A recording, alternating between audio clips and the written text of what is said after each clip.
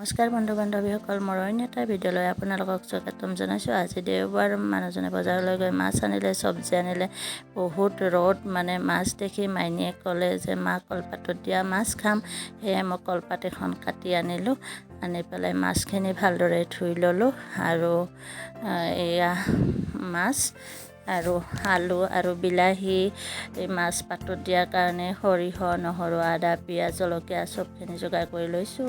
আলু আৰু বিলাহী মই কুকাৰত বইল হ'বলৈ দিম আৰু কেৰাহীখন পাতি দিলোঁ, মিঠাতেল দিলোঁ আৰু ইয়াতে মাছখিনি ভালদৰে মচমচীয়াকৈ মই ভাজি ল'ম। কি মাছ মই নাজানো ভালদৰে নামটো, তথাপি মাছখিনি আৰু কাঁইট বেছি নাথাকে এই মাছত, সেয়ে ল'ৰা ছোৱালী দুটাই ভাল পায়। মই ভালদৰে ভাজি ল'লোঁ মাছখিনি।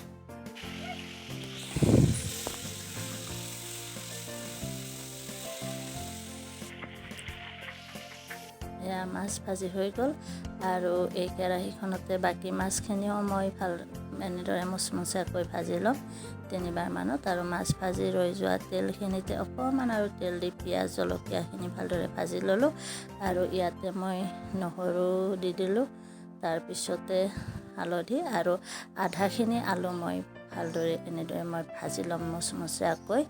আৰু বাকী যিখিনি আধা আলু আৰু বিলাহীখিনি মই ভালদৰে সেই যিখিনি সিজিব দিছিলোঁ সেই পানীখিনিতে পিটিকি লৈছিলোঁ আৰু এনেদৰে ঢালি দিলোঁ, তেতিয়া গ্ৰেভিটো ভাল হয়।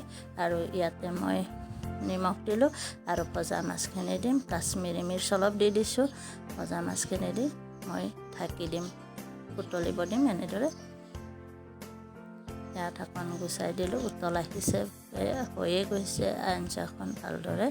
কিন্তু মই ইয়াতে অকণমান জিৰাৰ গুড়ি দিম আৰু জিৰাৰ গুড়িখিনি দি পেলাই মই ঢাকি দিম আৰু জুইটো কমাই দিম, তেতিয়া জিৰা গুড়িৰ গোন্ধটো অলপ কমি যাব আৰু এয়া পৰিৱেশন কৰিব পৰা হৈ গ'ল।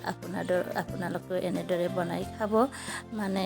বেছি মছলা দিলে গৰমত ভাল নহয়, সেয়ে মই বেছি মছলা ব্যৱহাৰ নকৰোঁ।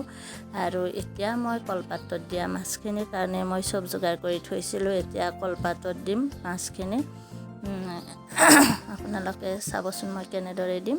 এয়া পিঁয়াজ ৰুকি লৈছোঁ, বিলাহী সৰুকৈ কাটি লৈছোঁ, আদা নহৰু পিচি লৈছোঁ, সৰিয়হ পিচি লৈছোঁ আৰু যিখিনি পেটিৰ মাছ আছিলে সেই পেটিৰ মাছখিনিত চবখিনি মই ইয়াত মিহলাই দিম, নিমখো দিম, দি চবখিনি সানি ল'ম ভালদৰে।